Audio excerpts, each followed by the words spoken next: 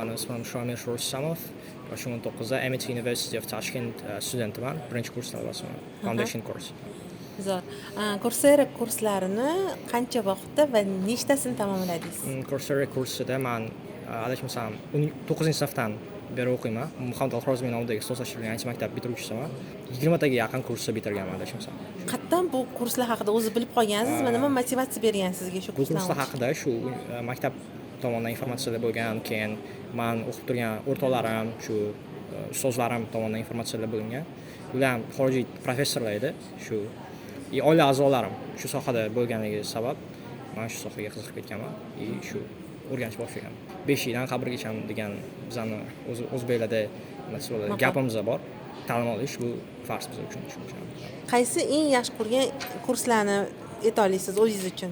Men uchun eng yaxshi ko'rgan kurs bu DeepSeek Artificial Intelligence Implementation degan kursi. Bu matematikani sun'iy intellekt bilan yondashuvi.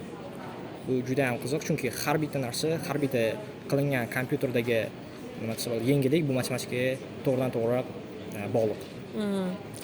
O'zi yo'nalishingiz kim bo'lmoqchisiz Computer kelajakda? engineering yo'nalishim sun'iy intellekt bo'lib, men hozirda shu sun'iy intellektda meditsina sohasida ishlanishini o'rganyapman. Kelajakda ham shu yo'nalishdan ketmoqchisiz? Kelajakda xudo xolasa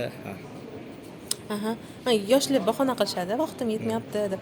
Ilm olish uchun, ta'lim olish uchun vaqtingizni qanaqa tashkillashtirasiz? Men sizga o'zim vaqtimni aytaman. Men ertalab soat 4 da turaman. Juda ham vaqtli. Chunki men uydagilarim shunaqa vaqtli turishadi. Ertalab turaman, shu ertalab kitob o'qiyman. Juda 200 tadan ko'p kitobim bor, kutubxonam bor, to'g'risini aytaman sizga. Keyin shu shug'ullanishga mashg'ulotlarga boraman ertalab 7 da. Keyin universitetga boraman. Universitetda professorlar bilan gaplashaman. O'qiymiz. Bizda faqat o'qish emas, bizda diskussiya bo'ladi. Biz misol uchun argumentlar qilishimiz mumkin, qanaqadir bitta masalaning ustida juda ham ko'p yechimlar qilishimiz mumkin. Bir so'zlar bilan tortishimiz ham mumkin.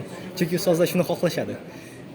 Keyin o'qishdan keyin shu o'zimiz o'rtoqlarim bilan birga proyektlar, startaplarni qilamiz. Keyin Courseraga vaqtim keladi. Tengdoshlaringizga nima maslahat bergan bo'lardingiz? Tengdoshlarimga maslahat hech qachon to'xtab qolmaslik. Chunki ularni orqasida kelayotgan raqobatni ular tasavvur ham qilisha olmayapti.